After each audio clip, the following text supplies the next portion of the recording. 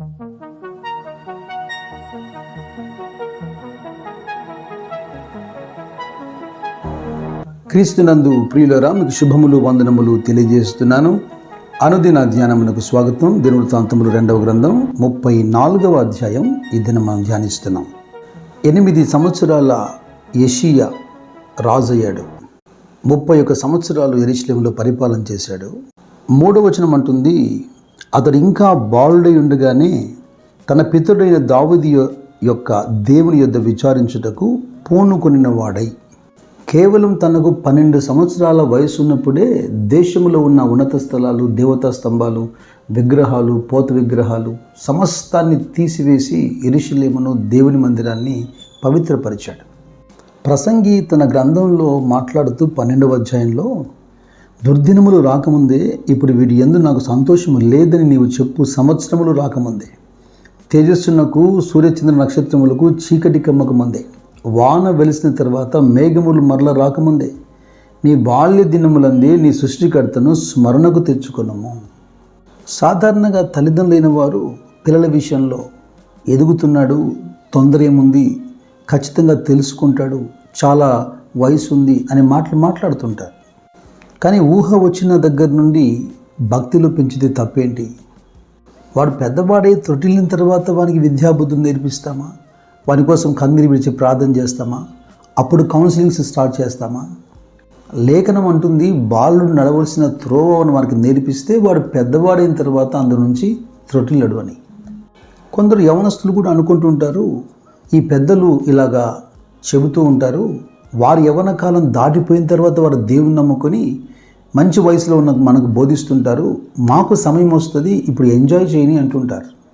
యవనస్తులు ఎవరైనా వింటుంటే నేను చెబుతున్నాను, మీరు దేవుని అంగీకరించటం, భక్తిగా జీవించటం మీ జీవితంలో ఏదో పోగొట్టుకోవడం కాదు, త్యాగం చేయడం కాదు. మీరు సామెతల గ్రంథం 8వ అధ్యాయము 15 నుండి 19 వచనాలు చూడండి. నన్ను ప్రేమించువారు నేను ప్రేమిస్తున్నాను, నన్ను జాగ్రత్తగా వెతుకువారు నన్ను కనుగొందురు అంటూ, ఐశ్వర్య ఘనతలు, స్థిరమైన కలిమి, నీతియు నా యొద్ద ఉన్నవి. మేలిమి బంగారు కంటేను అపరంజి కంటేను నా వలన కలుగు ఫలము మంచిది. ప్రశస్తమైన వెండి కంటే నా వలన కలుగు వచ్చుబడి దొడ్డది. యథార్థంగా నీతిగా బ్రతికితే ఏదో జీవితం అంతా పోగొట్టుకున్నట్టుగా ఫీల్ అవుతుంటారు. ఎవరు చెప్పారు? ఈ వచనాలు ఏమంటున్నాయి? పోనీ బైబిల్లో ఉన్నటువంటి ఈ మంచి చరిత్రలు చూస్తున్నప్పుడు యవనస్తులు దేవుని హత్తుకుని జీవిస్తే వారందరూ కూడా దరిద్రులుగా మిగిలిపోయారా?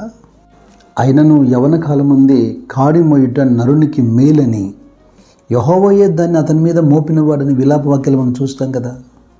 అయితే రాజైనటువంటి యోషీయా భయభక్తులు కలిగి జీవించటం చాలా ఆశ్చర్యం అనిపిస్తుంది. ఎందుకు ఆశ్చర్యమో చెబుతాను. అతని తండ్రి ఏమో ఆమోను, ఆ ఆమోను తండ్రి ఏమో మనష్షే. దాదాపుగా 2 తరాలు 57 సంవత్సరాలు దుర్మార్గపు పరిపాలన పరిపాలించారు. దేశాన్ని విగ్రహాలతో నింపేశారు. దైవభక్తి బొత్తిగా లేకుండా చేశారు దేశంలో. యథార్థమైన సత్యమైన ఆరాధనలు లేక 57 సంవత్సరాలు, అంటే తన కళ్ళెదుట తను చూసింది లేదు. అలాంటి ఈ బాలుడైన యోషీయా ఎలాగ దేవుని భయభక్తులు కలిపి, అలాంటప్పుడు ఈ యోషీయా ఎలా దేవుని యందు భయభక్తులు సలుపుతున్నాడు? రాజులు 2వ గ్రంథం 22వ అధ్యాయంలో కూడా ఇదే అంశాలు రాయబడి ఉన్నాయి. అయితే అక్కడ ఇతని తల్లి కనపడుతుంది. ఆమె పేరు యెదీదా. ఆమె భర్త అయినటువంటి ఆమోను దుర్మార్గంగా ప్రవర్తించాడు. మరి ఈమె ఎలాగ ఒక మంచి రాజును లేదా మంచి కుమారుని తయారు చేయగలిగింది? తండ్రి దుర్మార్గంగా ప్రవర్తించి మరణించాడు. ఇక తల్లి పాత్ర లేకపోతే యోషీయా, బాలుడైన యోషీయా అలా భయభక్తులు కలిగి ఉండే అవకాశం లేదు కదా. ఈమె ఆమోనుకు భార్య, కానీ అంతకు మించి యోషీయాకు తల్లి. ఇలా మాట్లాడుతుండగా నాకు అపోస్తల కార్యములు 16వ అధ్యాయం జ్ఞాపకం వస్తుంది. మొదటి 3 వచనాలు.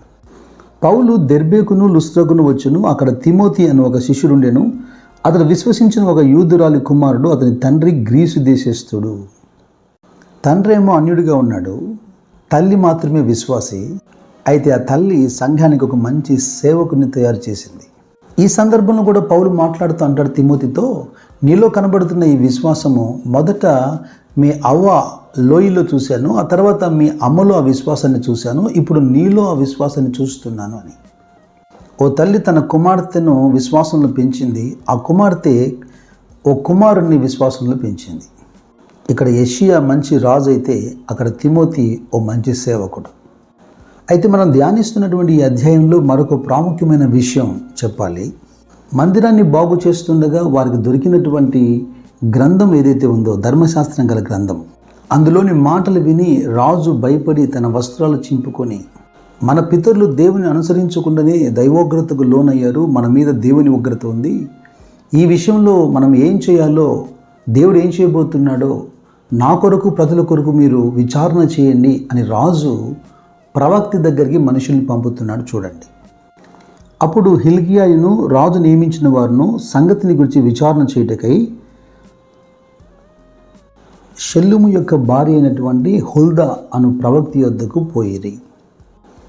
ఈ అధ్యాయంలో కనబడుతున్నటువంటి స్త్రీలు, ఓ తల్లి మంచి రాజును తయారు చేస్తే మరో తల్లి ప్రవక్త గురించి మాట్లాడుతున్నాను. ఆ రోజుల్లో ఇజ్రాయెల్ ప్రజలు ప్రవక్తను తండ్రిగా, ప్రవక్తిని తల్లిగా భావించేవారు.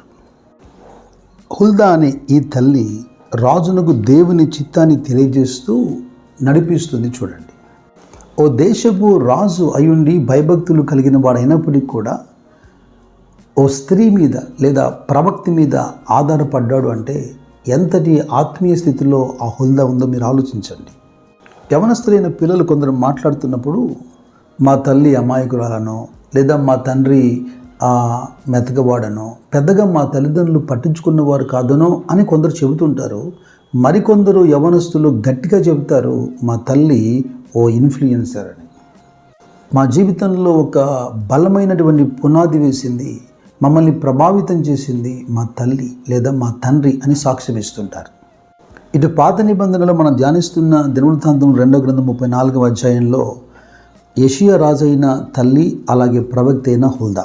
ఇటు కొత్త నిబంధన గ్రంథంలో అపోస్తలుల కార్యం 16వ అధ్యాయంలో ఓ మంచి దైవజనుడు, సేవకుడు, పరిచారకుడు, సాక్ష్యం కలిగినటువంటి తిమోతి అమ్మమ్మ. సమాజంలో మీ పేరు కూడా వినపడేట్టుగా ఓ మంచి తల్లిగా, తండ్రిగా మీరు ఉండగలరు. తాను చెడిపోయిన వాడు ఎంతో కొంతమందిని ప్రభావితం చేసి సమాజాన్ని కూడా చెడగొడతాడు కనుక పిల్లల్ని పెంచే విషయంలో మరింత జాగ్రత్త వహించండి. యెషయా యొక్క గొప్ప తగ్గింపును, అతని మెత్తని హృదయాన్ని చూసిన దేవుడు అతని కాలంలో దేవుని ఉగ్రత ప్రజల మీదకి, దేశం మీదకి రాకుండా ఆపివేశాడు. మనమున్నంత కాలం మన ప్రజల మీదకి కీడు రాకుండా దేవుని కాపుదల, దేవుని కంచె ఉండేట్లుగా జీవించడం ఎంత గొప్ప ఆశీర్వాదం కదా. ప్రభు ఆత్మ మీకు తోడైనడుగాక, కృపయు మీకు తోడైనడుగాక. God bless you.